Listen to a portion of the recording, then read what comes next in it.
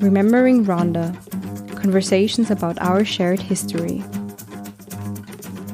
Welcome to the podcast where we learn about the genocide in Rwanda against the Tutsi in 1994 and how literature and art create, shape, and restore our collective memory.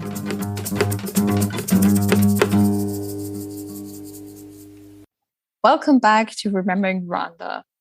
My name is Laura, and in today's episode, we're meeting online via Zoom. I'm here with Ines and Dora, and we're going to talk about Scholastique Mukasonga and her writing. So we first came across Scholastique Mukasonga's writing this semester, and I think we were all very deeply impressed by her style of writing and her powerful stories. So today we would like to discuss her works Inyenzi ou les Cafards, or in English, Cockroaches, and Notre-Dame du Nil, Our Lady of the Nile in English. So to introduce her a little bit more, Scholastique Mukasonga is the most successful Rwandan author of today. She was born in the 50s, and after being displaced and facing discrimination in Rwanda in the 60s, she first fled to Burundi in the 70s and then finally moved to France, where she's living right now. And yeah, she considers herself as a survivor, as her family and her friends who stayed in Rwanda were all killed in the 1994 genocide against Tutsi.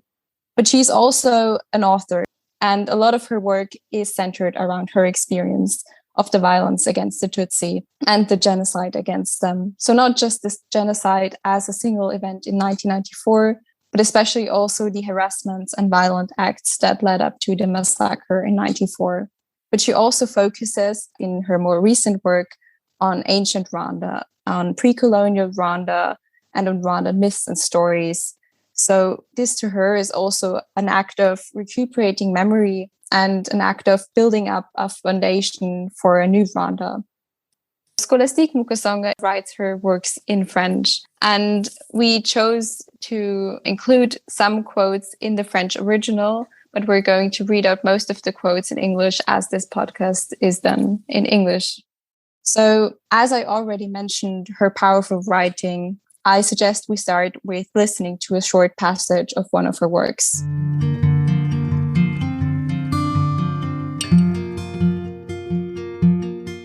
Due to copyright issues, this quotation has been removed.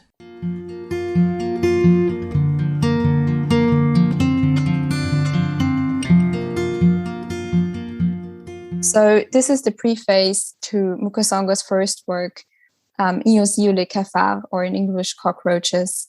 And this book is a personal account of her dealing with the genocide against the Tutsi, in which she lost almost her entire family. We wanted to start with this passage as I think it's very impressive, and it also depicts a very good image of her as a writer dealing with the topics of genocide, grief, memory, and also her experience as a female. And I think it was you, Dora, who read the book Cockroaches first. So maybe you could tell us a little bit more about it. Sure. So in 2006, Scholastique Mukasonga published her memoir Cockroaches, in which she described personal impressions of Hutu-Tutsi conflict, which led to the genocide that happened in Rwanda in 1994. And the title, Cockroaches, refers to the name Hutu people used to offensively address the Tutsis. And the fact that Mukasonga uses that term for a book in which she describes her life is a strong message that no matter how someone calls or treats you, it does not have the right or the power to determine your value or your fate. Starting with the earliest childhood memories, she remembers her life path and what she was faced with in the years before, during, and after the great tragedy. She admits that she misses and has no memory of her birthplace, and this is because already at the age of 3, she with her family had to escape her first home. After that, constant running had occurred. They have been persecuted to the usually abandoned and isolated or wild areas where they were constantly facing challenges of learning again and again how to survive at those new territories. On July 1st, in 1962, Rwanda became independent and legislative elections have been held. But those elections were supervised by Hutu people, so Tutsis basically ended up giving their votes to the people who killed them. Already in 1964, 2 years later, the foretaste of 1994 genocide had happened. A lot of Tutsi people have been killed, so others have chosen to live in exile. But then, even that was put under surveillance, possibly to prevent mass exile. Somewhere at that time, because of everything what was going on, Mukasonga's family also decides to move and once again establish new life. They came to the place Gitagata, or how Mukasonga addresses it, the place where her parents were killed. Because of that, it is a huge paradox that she also calls this place her happy place. After all, Gitagata is her home. It is a place where she lived most of her childhood, where most of her memories has been created, where she found out who she wants to be. Nevertheless, Gitagata wasn't really a happy place. The exiled Tutsis lived surrounded with soldiers who were constantly hurting them with the excuse of security checks. Sometimes they would even fire from weapons, throwing grenades on school kids, burst into their homes, or confine them inside them. And also raping women wasn't a rare case. Living under those circumstances, Mukasonga somehow managed to pursue an education, even though in that time it is nearly impossible for Tutsi children to gain that.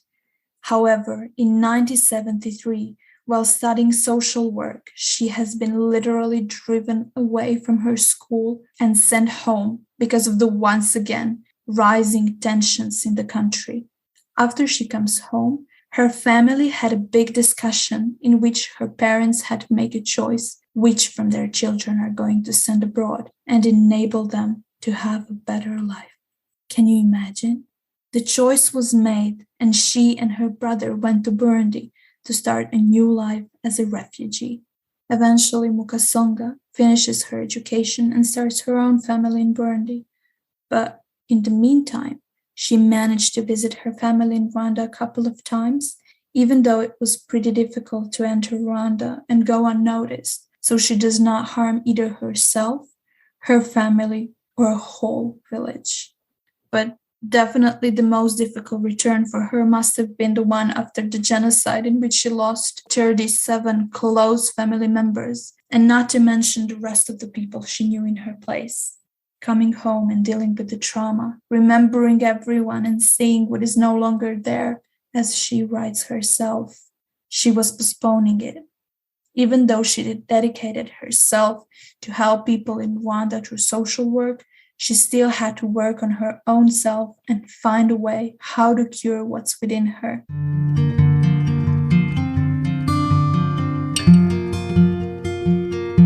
Before we continue, let's hear one part from the book Cockroaches.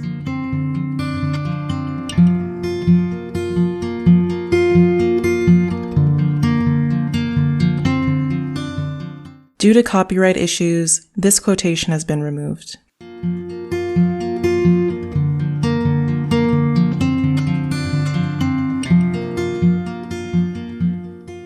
So one thing that I think is really impressive when reading Mukasonga, and that also shows in this quote that we just heard, is how she explains the years leading up to the genocide, and that it wasn't just like one genocide against the Tutsis in 1994, but that there were many violent acts leading up to that. And I think this is something that her work made me understand, because before that, before reading her work, I didn't really grasp the situation that well. Or what do you think? What did her work make you understand?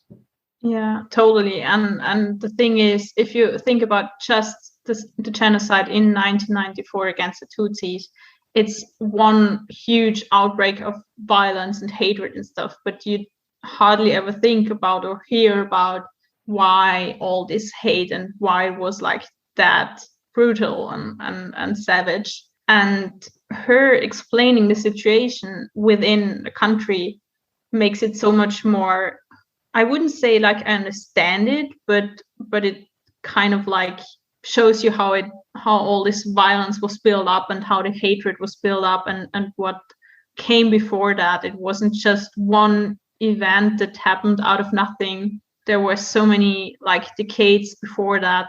And that's something I realized while reading it. And because it's so personal, because it's her personal story, you like feel it even more and you get engaged even more because you have like her personal story, her experiences, her family, who she portrays, and you kind of follow her family story in a even bigger like circumstance and even bigger events.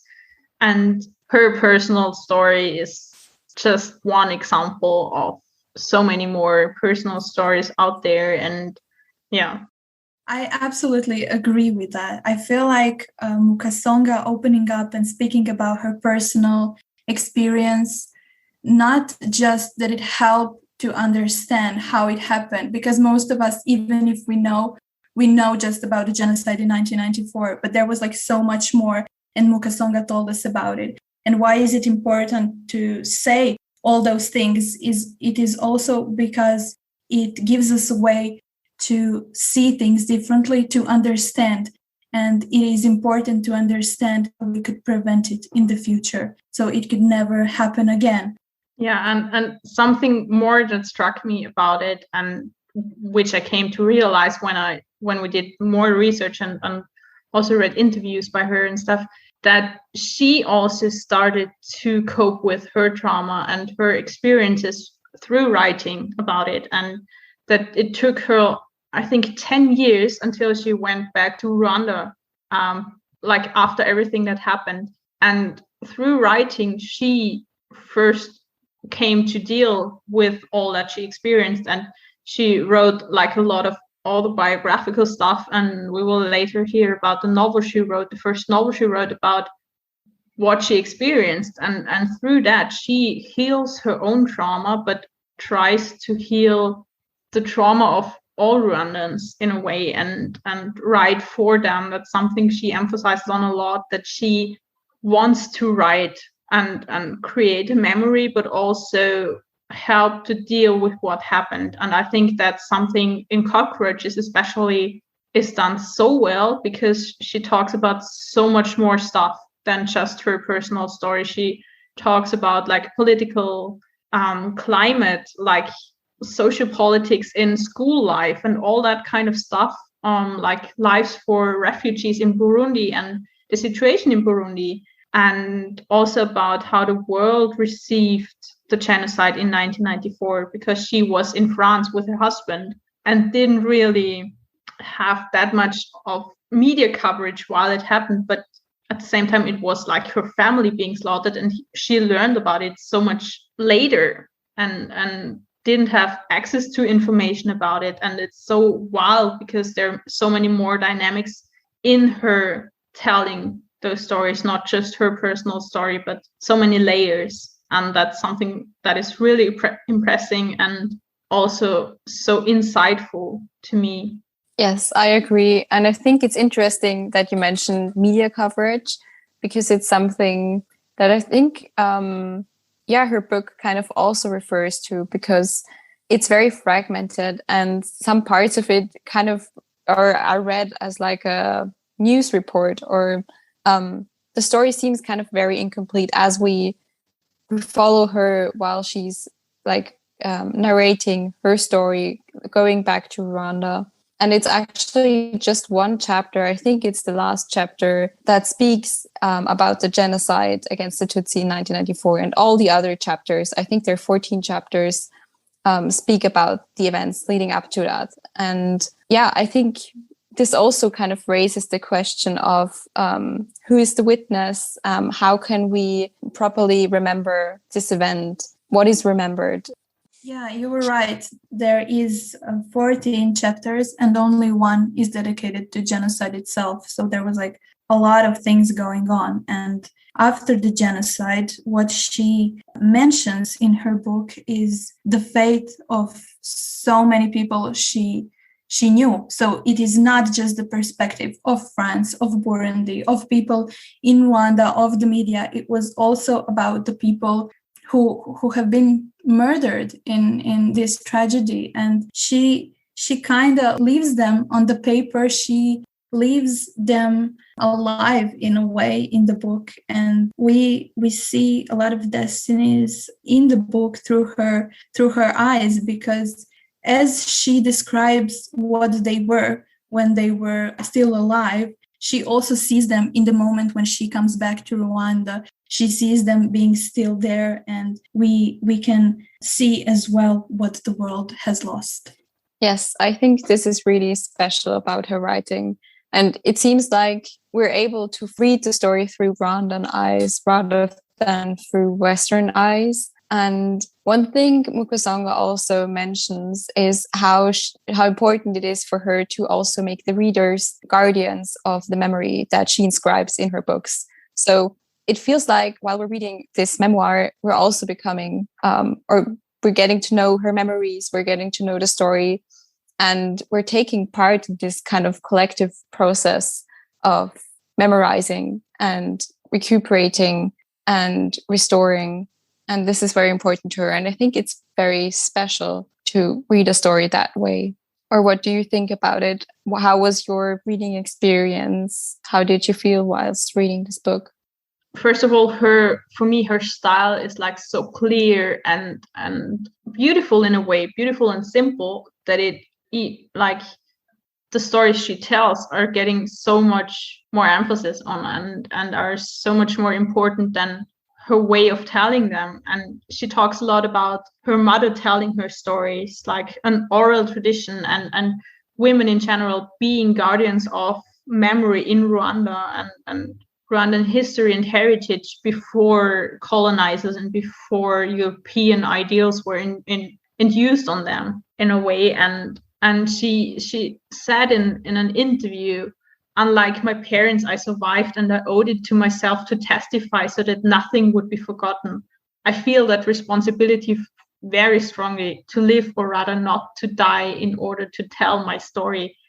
And reading that after reading her memoir was like, I wouldn't say touching, it was like shaking me up and like waking me up in a way, because it's her trauma and everything she went through and had to experience is so traumatizing, but she still finds a way to talk about it and make something beautiful out of it, and tells us to remember it as well and read it and be guardians of her memories as well.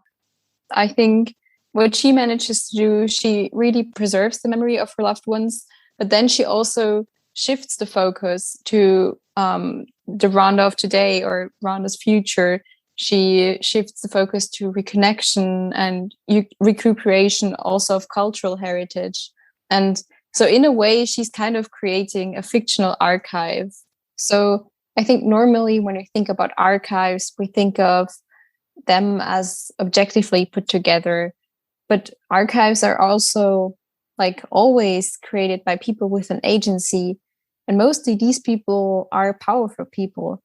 So they only preserve like one specific way of looking at history or specific aspects. But art doesn't really present itself as neutral. It's also created by individuals and also shares one specific story, but it presents itself in a different way. And in my opinion, art makes us understand things that archives can't. Like we can read many documents, but sometimes it's just a book like Scholastique Mukasonga's book that really makes us understand things and like really makes us grasp the situation. Or for me personally, it was when reading Mukasonga's Inyenzi ou les Cafards, I really had to think about how she's creating, I would name it a fictional archive, how she's using memory and creating remembrance through making us readers carriers of this memory. I mean, she wrote down the story of people who died, of like all the events that happened in Rwanda. And by reading, we all take part in this memory. We all get access to this archive, to her story. So when we kind of stop thinking of archives as these fixed entities and open them up a little bit more, so archives also being constituted through people, through their memories, through stories, through art, through books especially, we kind of open up a new way of remembering and a new way of understanding. And this is also what really went through my mind when I read her book.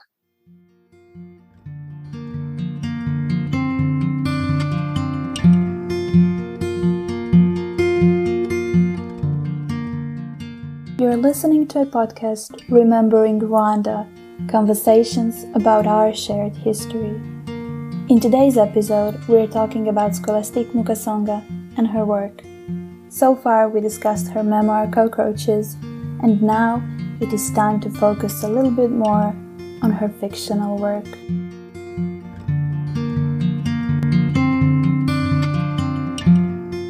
We were talking about like her style, and something that was even more impressive to me was when I read her first novel, Our Lady of the Nile. And it was actually her first fictional work. And it's a novel about all-girls lycée in Rwanda called Our Lady of the Nile, Notre-Dame du Nil in French. And I started reading it in French, and I'm not that fluent, but it struck me as like not simple, but simple in a way, but not like in a plain or like easy way, but it was easy to understand and easy to grab the atmosphere. And that feeling got transported into the English translation as well. And I read the whole novel in English later on. And that was something even more impressive after reading the memoir, because you understand so much more of what's going on in the novel when you read her memoir and her personal story. And it's basically about the young girls at lycée. In the novel is set in 1973, so before the actual genocide happened in 1994 against the Tutsis. And it's kind of modeled off after a school and her Mukasonga's own experiences at a school, where she was one of the few Tutsis who were able and allowed to attend. And it centers around like a group of students during one school year, and like their daily life. They're like the elite of Rwanda, Rwanda's later leading wives and women, like daughters from ministers and army leaders. And they all signify and characterize like different positions and different micropolitics in a way of Rwanda. And during that school year, there are riots breaking out, and the division between Hutu and Tutsi students are getting bigger, and there are other figures symbolizing European colonizers and the influence of the church. And there's so many layers in that novel that struck me deeply. And especially since I knew her personal stories, you could so much more relate to it. And that it wasn't just fictional. There was so much truth in that. And it's heavy to read, but it was, I don't know, for me, it was beautiful. And it's a microcosmos of Rwanda and a depiction of the society during those years. And 1973 was actually the year Scholastique Mukasonga herself had to flee the school for social work in Butare and had to flee to Burundi. So there's a lot of her own experiences woven into her writings. And I think she also said that writing fiction gave her even more freedom to reflect on what happened. I think you can see that in the novel. Exactly. Like you mentioned, even though it is fictional, the novel and the memoir seem so close, especially when you read them together or one after another. Like reading the memoir, because it is true, there was like a lot of breaking points for me, even from the first page. Just the dedication that there is on the first page, that this memoir is for a father, for a mother, for all sisters, for all brothers, and the rest of her 37 family members, it already makes a reader shaken, and everything that happens, it's so terrifying. And coming to a novel that is just a fiction, but for which you know that it is made on personal experience, it also brings those breaking points there. So you mean you can emphasize with the characters and you can identify in a way, even though they have like really different stories and experiences, you're like so directly in her story and in her tellings, you're like there. And even though you know you're from completely different social background and like in a different time, and it feels familiar, or you know what she describes, you see it, you feel it in a way. I don't know, but you, Laura, how you experienced reading it? I agree with you. The characters feel so real, and they're also very complex. So I can really relate to what you said. I think everyone can see themselves in like one of the characters. You can really like feel their thoughts. You can follow their thoughts and patterns. And I think it's really touching and also relatable. It was very nice that she created such different characters because they all come from different backgrounds. It really feels like a microcosmos of Rwanda's society in the 70s. And this also helps with understanding the situation.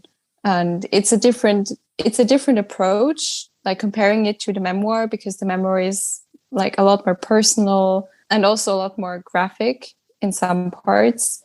But reading the novel makes you understand different things. And as the novel is set, I think, in just 1 year or 2 years in the 70s, it also goes really like into detail of like the violent acts that happened during this time and kind of shows the dynamics that can arise in a society. And I think that's great. Something that like really got me was first reading it, but then thinking about it and thinking about all those different characters and layers she put in there.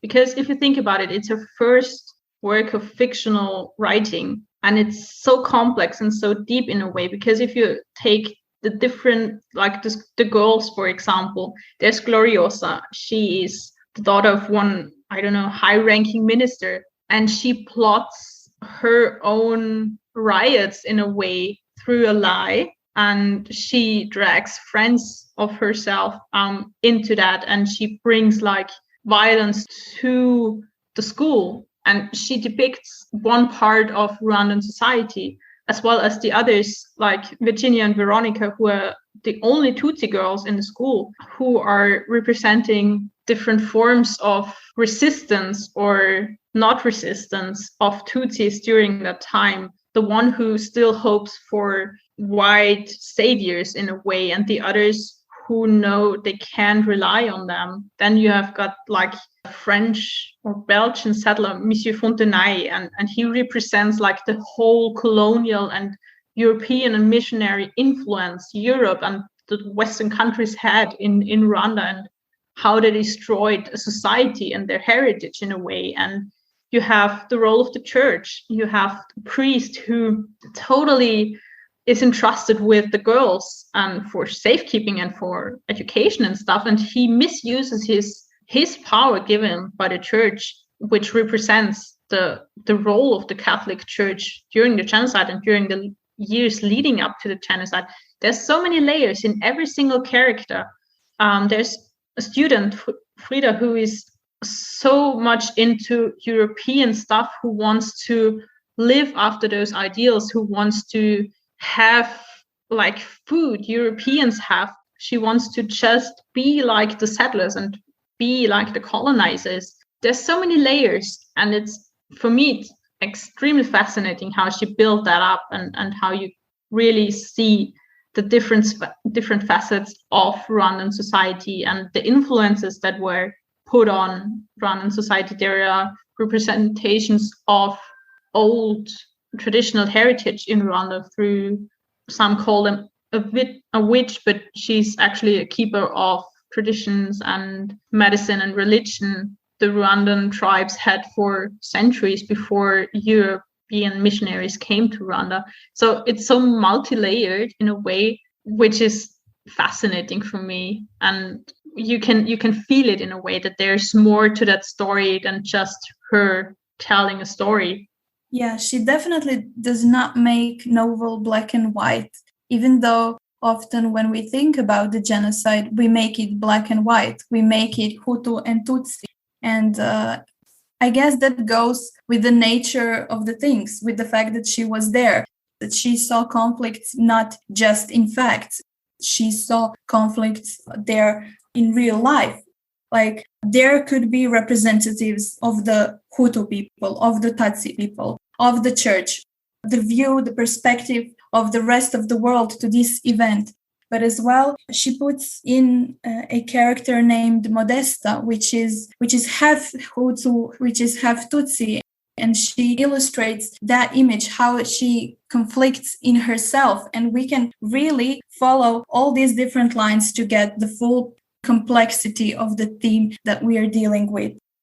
So maybe now would be the perfect time to hear what does Mukasonga write, how does she picture this theme.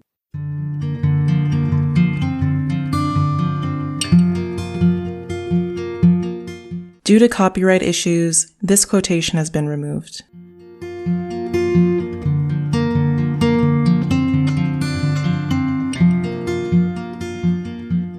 I think something that was mentioned in this quote, and that's also very important about her writing, is that she often writes about females and the female perspective. And this is also something that is very important to her.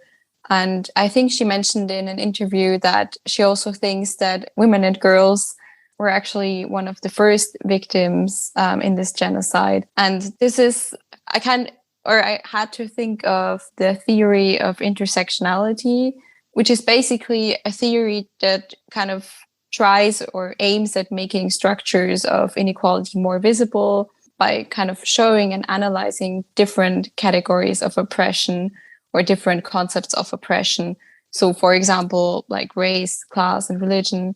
And I think this is very closely connected to her characters. All of her characters raise awareness for intersectionality, because we can't just look at the characters from, for example, a feminist perspective or try to depict racism, but we can really feel how all of these concepts and categories are intertwined and how they create these unique experiences. And I think it's really great to read it, and it really helps to understand the complexity of the issue. Yeah, exactly. And what struck me then even more was, while researching, we discovered that there is a movie about the novel, or the novel was adapted into a movie in 2019 by Atik Rahimi. And of course, we had to watch it to kind of see if the adaptation lives up to the standards the novel set. And I really have to say it did, in a different way, because it told a story that was already so full of images and pictorial, for me at least. It even brought another dimension to the story, and the movie isn't competitive to the novel or takes anything away from it. It just emphasizes different layers even more. And while researching about it, or while reading about the movie, it was really interesting to discover that Scholastique was involved herself. She was like an advisor for the movie, and she knew Atik Rahimi beforehand. They were friends. He's also a refugee from Afghanistan, I think, now based in France, and also an author.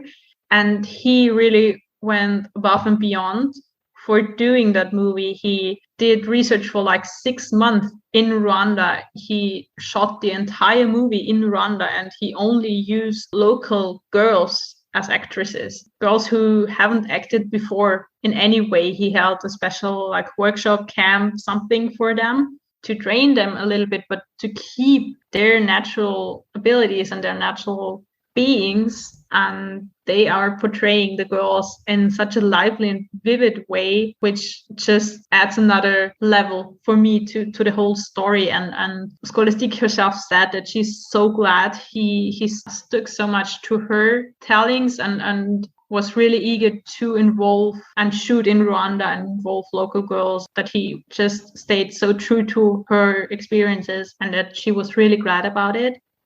Yeah, the movie Our Lady of the Nile is definitely one of the movies that didn't disappoint. After reading a book, it just, as you said, it just like makes the picture more clear, and it really goes well with the novel, probably because of the close cooperation between the authors. And we had the opportunity of meeting one of the actors that participated in the movie, with who we had an interview where we have discussed a little bit more about the movie and the experience on the set, and more about how Mukasonga influenced the movie. I also really, really enjoyed the movie. And I think it's a really, really powerful statement that the movie was shot in Rwanda with Rwandan actors, because it tells a Rwandan story and doesn't take the story out of the hands of Mukasonga. It's still her story, but it is told in a different way, and it makes us understand different things. And I think it's also very important because movies are much more accessible than books are. And in a way, this movie is also a contribution to a collective memory or to an archive. And yeah, I think it's a great movie. And if you get the chance to watch it, please do. Exactly. And as an addition to an archive, I thought it really interesting that Atik Rahimi said himself that he was eager to shoot it in Rwanda to just depict the beauty of that country, like where it's shot. It's like surrounded by nature, and it's just stunning to me. It like sets such a peaceful atmosphere, which brings out the terror even more, which happened. And you just see like a beauty of a country, and then see what people are doing or influenced to do, which makes it even stronger. And I don't know, for me, it was like, even though there were so many horrible things going on, and seeing how far the country has come by now and where they are now, it's incredible. And I feel the need to go to Rwanda by now. And I'm like, okay, I want to visit and to see myself, because that movie just brought me another picture of that country. You can see a country so beautiful and peaceful in a way, and then the story happens. It shows you the country even more than the writings can. And I think having the novel and the movie all together, plus the memoir, kind of gives you a rounded picture of the way things were, just to remind us so that they won't happen again. I think it is important that in the movie we see how society is influenced by what is going on, but it is not just the society in general and just like easy as the word society is. This movie, this book take place in a school. This story is happening among children, and we see on examples of children how deep this hate, how deep this conflict goes. For example, on a character, Gloriosa, we see how deep her hate goes, how she's portrayed very, very aggressively. And in the movie, we never get the reason why. She's just there and she's just angry at the world, angry at the Tutsis. And she just goes and follows her instinct. But where did that instinct came from? Why did this happen? This is all what Mukasonga discussed in her work. And this is why it is very important to talk about things, to talk about the trauma, to talk about everything bad that is going on, so we can learn from it and move on from it. Yes, I agree. And I think this is also, a very powerful part of her work and also of the movie. I think like reading the novel, reading the memoir, and watching the movie also makes us understand how this genocide against the Tutsi in 1994 is a part of our collective memory. It's not just a Rwandan memory. but it's part of our collective history, of our global history. And it's important to talk about it, and it's important to learn about it. And yeah, for me personally, it also raised the question of, what do I do with this? What do I do with all this knowledge that I've gained that I didn't have before? And how can I preserve this memory that I now have? What should I do? What should I learn? What should I understand? And there was also, for me, like an anger, or I was kind of angry at myself for not knowing about this before. So yeah, I wanted to ask you, how did you feel? Kind of like the same or similar, because I just started to understand how little I know about everything and about the events in Rwanda. And during the whole semester and learning more and different layers and different perspectives through people who wrote about it, or who created art, or who were survivors, who are in any way involved in that there is so little I understand. But her writings and her reading Mukasonga's work just helped me to grab a little bit of that. And we discussed it a lot while preparing the podcast and everything. And especially doing that podcast is one form and one part of us doing something with that, and spreading the word, and just like recommending her novels to anyone. For example, talked to my best friend, talked to my mom about it, and was like, okay, it's so impressive and you need to read that, because I can tell you I can only tell you what it made me feel like and what I realized, but you have to experience it yourself. I have had the similar experience. And before I took this course and started studying about it, I've heard about the genocide that happened in Rwanda in 1994. I've heard that it was horrible, but I never really paid attention. I never knew what exactly happened. And basically what I was doing is I was being ignorant. And it felt so easy. It felt so natural. But we keep forgetting that being ignorant is not natural.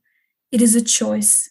And this is why now I choose to get involved to this story, to learn more about it. And the art that I found on this journey is something that invited me to cope more with the story. And then there is the question, what can I do now? Now I'm starting to realize what happened. I'm still learning, but I want to do something. And what do? It is over, it happened. And what is then left to do? What is in my power? This might be the question that every individual has at some point asked itself if they wanted to make some change, some improvement. And for that, I think the answer could be quite simple. We tend to quit before we even do something because we might think that our impact doesn't count. But as I said, the answer, our action, could be quite easy. And that is in simply sharing that knowledge, sharing it with others. And how can we share this knowledge? Yes, Ines, you said we're doing this podcast. We're sharing it with you. You who are listening to us. We are giving our knowledge to you too. We are giving you the duty to do the same. We are inviting you to involve as well, and we are inviting you to spread a word about this. And if you wonder how you can do that, this is pretty easy, because now, thanks to artists like Mukasonga, for example, we have their personal views on this story, and then not that we just have their personal perspective and personal experiences, impressions, and memories. We also have books, movies, songs, series for you and for you to recommend to your family members and friends. In one word, we have art which we can share. And art is something through which we can relate to other people, through which we can transfer and share emotions, and through which we can preserve our memories for ourselves and future generations, and testify about the life we survived and experienced so others could learn from our mistakes And this is why it is truly and very, very important. Thank you, Dora, for this statement. I think this is the perfect end for this episode. And I just want to mention one more quote of Mukasonga to wrap this all up.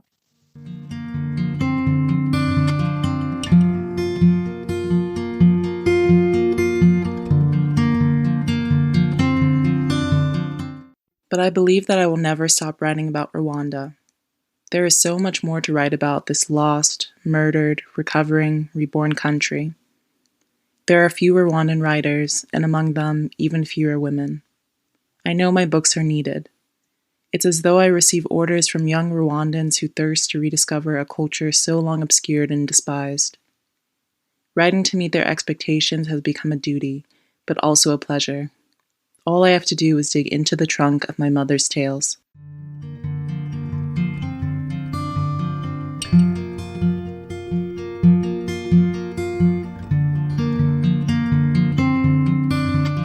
My name is Dora, and I was here with Ines and Laura, where we discussed some of Scholastique Mukasonga's work. I would like to thank the publishers who allowed us to read some parts from the books, so we could give you a bit closer look to what they are about. Those books are Scholastique Mukasonga's Inyenzi le Cafards, published by Gallimard in 2006, Scholastique Mukasonga's Cockroaches, translated by Jordan Stump and published by Archipelago Books in 2016, Scholastique Mukasonga's Notre-Dame du Nil, published by Gallimard in 2012, and Scholastique Mukasonga's Our Lady of the Nile, translated by Melanie Montner and published by Archipelago Books in 2014. Also, big thanks to Angel and Ona, whose voices you could have heard while listening to the quotes. And last but not least, thank you to you who are listening to this podcast. If you enjoyed our conversation and want to explore more content, we would recommend you to visit our website, remembering-rwanda.com, and follow us on social media, and in that way join us in these conversations. For our next episode, we prepared an interview with beautiful Rwandan artist Malaika Vumahoro, who shared with us her own perspective on the genocide, her thoughts about the present and the future of Rwanda, and presented us her art.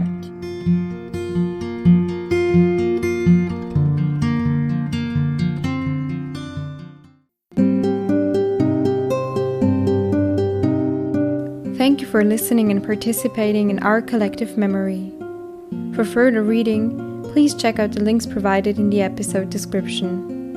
We really appreciate your curiosity. If you liked our podcast, please share it with other curious people around you.